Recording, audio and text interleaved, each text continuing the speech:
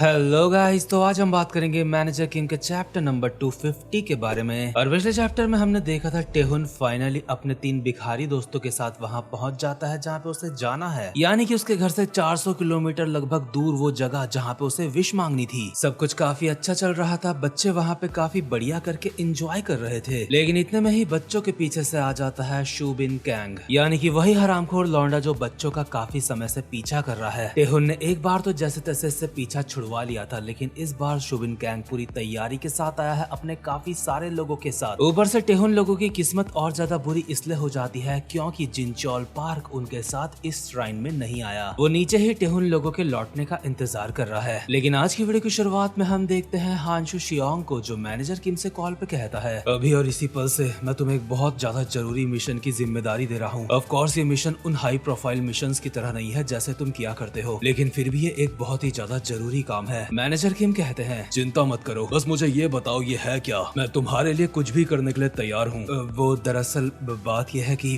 तुम्हारा मिशन है मेरी गुस्सैल वाइफ को रोकना। क्या हानशु, आखिर तुम ये क्या बोल रहे हो? दरअसल हानशु की वाइफ शोह्युन अभी सच में काफी ज्यादा गुस्से में और थोड़ा सा चिंता में होती है, क्योंकि वो लगातार हानशु को कॉल मिलाए जा रही है और उसे बार बार बस यही सुनने के लिए मिल रहा है, जिस व्यक्ति से आप संपर्क करने की कोशिश कर रहे हैं वो अभी किसी और कॉल पे व्यस्त है। इसीलिए परेशान होकर शोह्युन खुद से कहती है, वो बच्चा टेहुन वहाँ पे कोई मुसीबत तो खड़ी नहीं कर रहा होगा ना, और वो खुद भी किसी मुसीबत में नहीं पड़ा होगा, है ना? नहीं, सिर्फ ये सोचने से काम नहीं चलने वाला, मेरे मन में काफी सारी बातें चल रही हैं। मुझे अभी के अभी घर वापस जाना होगा, और अगर ये घर पहुंच गई और वहाँ पे ऐसे टेहुन नहीं मिला तो हानशु शियोंग के घोड़े खोल के रख देगी। मैनेजर किम भी हैरान हो गया हानशु को कहते हैं, भाई मैं तेरी बीवी को कैसे रोकूंगा, किसी को मारने के लिए बोल देता, मतलब तेरी बीवी को कैसे रोकूं मैं? बट हानशु कहता है, चाहे कुछ भी हो, मेरी वाइफ को रोके रखना अभी बहुत ज्यादा जरूरी है। मेरे दोस्त, ये काम मैं तुम्हें सौंप रहा हूँ, मुझे उम्मीद है तुम ये कर लोगे। अब हमारे परिवार की शांति तुम्हारे ऊपर निर्भर करती है। कॉल कटने के बाद भी मैनेजर किम खुद से कहते हैं, क्या वो मुझे शोह्युन को रोकने के लिए बोल रहा है, लेकिन आखिर मैं उसे रोकूं कैसे? लेकिन इसके बाद हम उस श्राइन का सीन देखते हैं जहाँ पे टेहुन लोग मौजूद हैं। शोबिन लौंडे लेके यहाँ पे पहुंच चुका है और इन बच्चों को कहता है, साले छोटे चूहों, तुम्हें क्या सच में लगा था मैं तुम्हें यहाँ पे ढूंढ नहीं पाऊंगा? तुम लोगों का बहुत बहुत शुक्रिया, तुम्हारी वजह से मैं टोंगयोंग वापस आया हूँ। मोटा छोटा भिखारी कहता है, आखिर तुम यहाँ पे कैसे पहुँचे?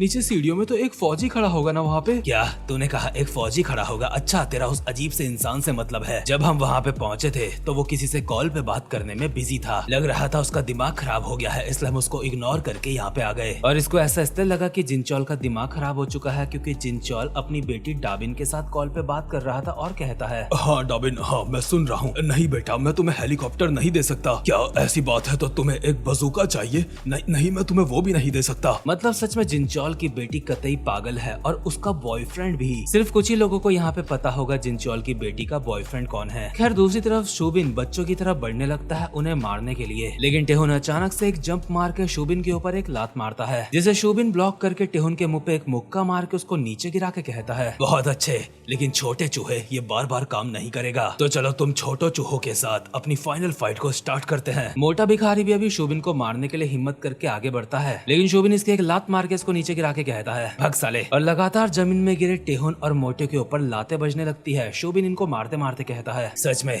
आजकल के ये बच्चे लातों के भूत हैं, बातों के नहीं। क्यों हरामजादों, मैंने बिल्कुल सही कहा ना? इसके बाद हमें बताया जाता है ये शूबिन नाम के हरामखोर के ऊपर जुआ खेल खेल के काफी ज्यादा कर्जा हो रखा है, क्योंकि इसकी जिंदगी में इसकी काफी बार वाट लगी है। सबसे पहले तो जिस अनाथ आश्रम में ये था वहाँ पे इसने जो कांड करा था वहाँ से इसलिए इसे भगा दिया गया। इसके बाद ये ग्योंगी नाम की जगह पे आया, वहाँ पे भी अपने कांड करना शुरू कर दिया इसने। मेरा मतलब ये हरामखोर तो था ही, इसलिए जुआ खेलने लग गया और जुए में काफी ज्यादा हार गया और सिर्फ 18 साल की उम्र में इसके कंधों में कर्जा हो गया था 2 करोड़ वॉन का। ऑब्वियसली नल्ला बेरोजगार 2 करोड़ वापस कैसे करेगा? इसलिए जुआ खेलने के लिए जिन गैंगस्टर्स से इसने उधार लिया था वो गैंगस्टर्स जम के इसकी तुड़ाई करते हैं, इसके डंडे ही डंडे मार के इसके मुंह से विमल थुकवा देते हैं। और ये जो मेन गैंगस्टर सुबिन के सामने खड़ा है, मेरे हिसाब से ये वही है जिसे हमने मैनेजर किम के फर्स्ट आर्क में देखा था। इसी बंदे ने मैनेजर किम की बेटी को भी किडनैप करा था और ये शोबिन से भी अपने पैसे वापस लेके रहेगा, चाहे इसे शोबिन की किडनी ही क्यों ना बेचनी पड़े। और शोबिन को ये गैंगस्टर देख के अपने मन में कहता है, चाहे कितना भी भाग ले, मैं दुनिया के अंत तक तेरा पीछा करूंगा मेरा पैसा वापस लेने के लिए। शोबिन के पीछे इतने ज्यादा खतरनाक लोग पड़े हैं, इसलिए शोबिन के दिमाग में एक आइडिया आया था। वो जो टोंगयोंग तक बच्चों को मारने के लिए गया है वो सिर्फ बच्चों से बदला लेने के लिए या फिर उन्हें मारने नहीं गया है, बल्कि जो उसे उधार चुकाना है उसका भी बंदोबस्त करने गया है। और वो बंदोबस्त इन्हीं बच्चों से होने वाला है। प्रेजेंट टाइम में शोबिन अब भी लगातार टेहुन के ऊपर लाते बजाए जा रहा होता है। शोबिन की इतनी लात लाते खाने के बावजूद भी टेहुन शूबिन को बहुत ज्यादा घूर के देखता है। शूबिन फिर भी नहीं रुकता और लाते मारते मारते कहता है, आंख दिखाता है साले, क्या तू सच में एक एलिमेंट्री स्कूल का बच्चा है? इसके बाद ना सिर्फ शूबिन बल्कि शूबिन के साथ के बंदे भी सारे के सारे टेहुन के ऊपर लाते ही लाते बजाने लगते हैं और सब टेहुन को मारते हुए कहते हैं, हरामजादे तू पूरा का पूरा जानवर है, आखिर तेरे पेरेंट्स कौन है? हरामखोर बच्चे, तेरी हिम्मत कैसे हुई हमें घूरने की? अभी टेहुन लोगों के साथ के जो 2 बाकी भिखारी बच्चे होते हैं यहाँ से भागने की कोशिश कर रहे थे, लेकिन शूबिन के बंदे उनके भी आगे आ जाते हैं और शूबिन कहता है, तू देख रहा है जो मेरे दोस्त यहाँ पे आए हैं, उन्होंने भी मेरे ही साथ कभी ट्रेनिंग करी थी और उनकी सिचुएशन भी मेरी ही तरह बहुत ज्यादा बेकार है, उनके ऊपर भी काफी सारा कर्जा है। इसका मतलब मेरे दोस्त और मैं एक ही नाव पे सवार हैं, इसलिए मैंने इनको कहा मेरे साथ टोंगयोंग आओ ताकि हम सब मिलके एक नई शुरुआत कर सके। इन बच्चों को बेच के जो हमें पैसा मिलेगा उससे हम अपनी नई जिंदगी की शुरुआत करेंगे। वैसे भी बच्चों के काफी ज्यादा पैसे मिलते हैं और अगर मैं तुम सबको बेच दूं तो काफी मिलेगा मुझे। लेकिन मोटा भिखारी कांपती हुई आवाज में पीछे से शूबिन को कहता है, क्या तुम एक नई जिंदगी की शुरुआत करोगे हमको बेच के?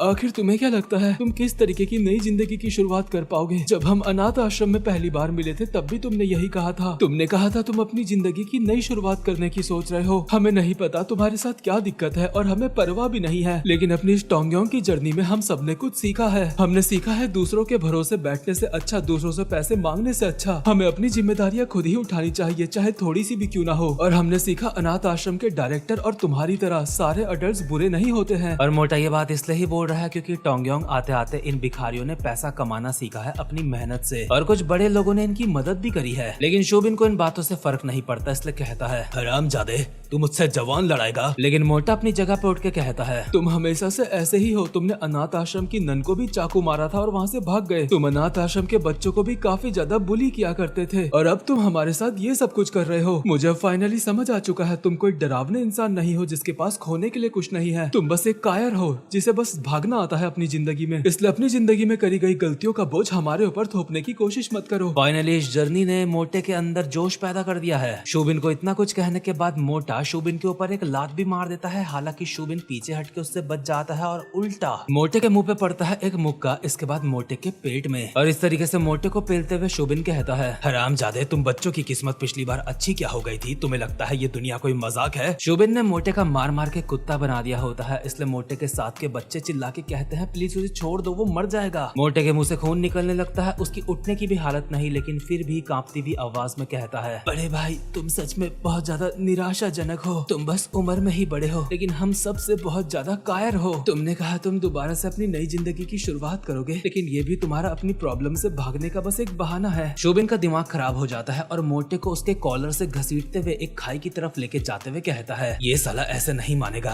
अब इसकी जगह मुझे किसी और बच्चे को बेचना पड़ेगा मेरा कर्जा चुकाने के लिए। साले मोटे तेरी शक्ल देख के ही मेरा दिमाग खराब हो जाता है। ये कहते हुए शूबिन मोटे को खाई के ऊपर लटका देता है, यानी कि अगर उसने मोटे को छोड़ दिया तो मोटा गया काम से। दोनों भिखारी बच्चे और टेहुन ये देख के काफी ज्यादा परेशान हो जाते हैं क्योंकि ये कोई मामूली बात नहीं। लेकिन टेहुन जब उस तरफ देख रहा था तो एक बंदा टेहुन के मुंह पे लात मार के कहता है, साले हिल मत। और दूसरी तरफ शूबिन मोटे को खाई में गिराने से पहले कहता है, तूने कहा था इस दुनिया में कुछ अच्छे अडल्ट भी होते हैं, है ना? तो फिर दुआ कर कोई अच्छा अडल्ट तुझे अभी बचाने के लिए आ जाएगा। गुड बाय मोटे, तेरे बॉडी पार्ट्स की बहुत याद आएगी मुझे। और शूबिन मोटे को नीचे गिरा देता है बिना किसी डाउट के। भिखारी बच्चे भागते हुए उसको बचाने की कोशिश करते हैं लेकिन वो वहाँ पे नहीं पहुँच सकते किसी भी कीमत पे। और टेहुन बिल्कुल एक जगह में जमसा गया है और अपने मन में कहता है, अरे नहीं, मैं तो इनका समय जाया करने की कोशिश कर रहा था लेकिन मैंने ये कभी नहीं सोचा था। लेकिन शूबिन मोटे को खाई में गिरा चुका है और चुपचाप से वहाँ से जाते हुए कहता है, सच में ये करके काफी ज्यादा मजा आया। वो साला पिद्दी सा बच्चा मुझे लेक्चर देने की कोशिश कर रहा था। लेकिन इतने में ही शूबिन को अपने पीछे से कुछ आवाज आती है और वो सोचता है आखिर ये क्या है। और दूसरी तरफ हम देखते हैं जिनचॉल अब भी अपनी बेटी डाबिन से कॉल पे बात कर रहा है और कहता है, अरे डाबिन बेटा, मैंने तुम्हें कहा ना, मैं अभी तुम्हें हेलीकॉप्टर नहीं दे सकता। डैड तुम्हें बाद में एक उससे अच्छी राइड में लेके जाएंगे। इस समय डैड के एक दोस्त ने कहा है उन्हें हेलीकॉप्टर चाहिए बिल्कुल इमरजेंसी में, इसलिए मैंने वो उसे दे दिया है। इसके बाद हम देखते हैं शूबिन ने जो आवाज सुनी थी वो थी हेलीकॉप्टर की, जिससे हांशु अपने एक हाथ के सहारे लटक रहा है और दूसरे हाथ से उसने पकड़ा है मोटे बच्चे को और बिल्कुल शूबिन के सामने ही ऐसे ही उड़ रहा है हवा में। शूबिन के सामने के नजारा बिल्कुल भी रियलिस्टिक नहीं है, इसलिए शूबिन खुद से कहता है, आखिर साला ये क्या, एक हेलीकॉप्टर, आखिर यहाँ पे चल क्या रहा है और वो चश्मे वाला इंसान कौन है? लेकिन हेलीकॉप्टर से लटके हुए हांशु की नजर पड़ती है टेहुन के ऊपर और कहता है, तो तुम वहाँ हो टेहुन, लगता है तुम बच्चों के साथ काफी कुछ हुआ है और तुम्हारे डैड को भी यहाँ आने में काफी कुछ करना पड़ा, लेकिन मुझे नहीं लगता अभी ये बातें बातें जरूरी हैं। लगता है तुमने बहुत ही बुरी तरीके से मार खाई है। बेटा, डैड तुमसे बस एक ही सवाल पूछेंगे, आखिर तुम्हारे साथ ये किसने करा? इसी के साथ साथ में हमें एक वॉइस ओवर आती है। शायद तुम्हें इस बात पे यकीन ना हो, लेकिन जब इंसान के ऊपर बहुत बड़ी मुसीबत आती है तो उस समय इंसानों को वो चीजें भी नजर आने लगती है जो नॉर्मली उन्हें दिखाई नहीं देती। और टेहुन शियोंग को भी ऐसा ही कुछ अपनी आंखों के सामने दिख रहा था। टेहुन शियोंग की आंखों के सामने जो था वो था अपने फादर का बहुत ज्यादा गुस्से वाला रूप जो उसने पहले कभी नहीं देखा था। और इसी के साथ ये वाला चैप्टर यहीं पे खत्म होता है। वैसे मुझे पता है हांचू को इतना ज्यादा गुस्सा क्यों आया, क्योंकि टेहुन ने काफी ज्यादा मार खाई है और वो मार उसके चेहरे में दिखाई दे रही है। और अगर इस तरीके से हांचू टेहुन को घर ले गया तो उसकी बीवी को पता चल जाएगा कि उसके बेटे ने किसी से मार खाई है। इसका सीधा सा मतलब है शूबिन कैंग ने अपनी जिंदगी की सबसे बड़ी गलती कर दी है यहाँ पे। अब शूबिन को पिटने से यहाँ पे खुद पीटीजे भी नहीं बचा सकते। खैर गाइस, वीडियो को लाइक, चैनल को सब्सक्राइब, बेल आइकन को प्रेस भी जरूर से कर लेना ताकि कोई भी वीडियो आप मिस ना कर सको। अब मैं मिलूंगा आपसे अपनी नेक्स्ट वीडियो में, तब तक के लिए मजे करो।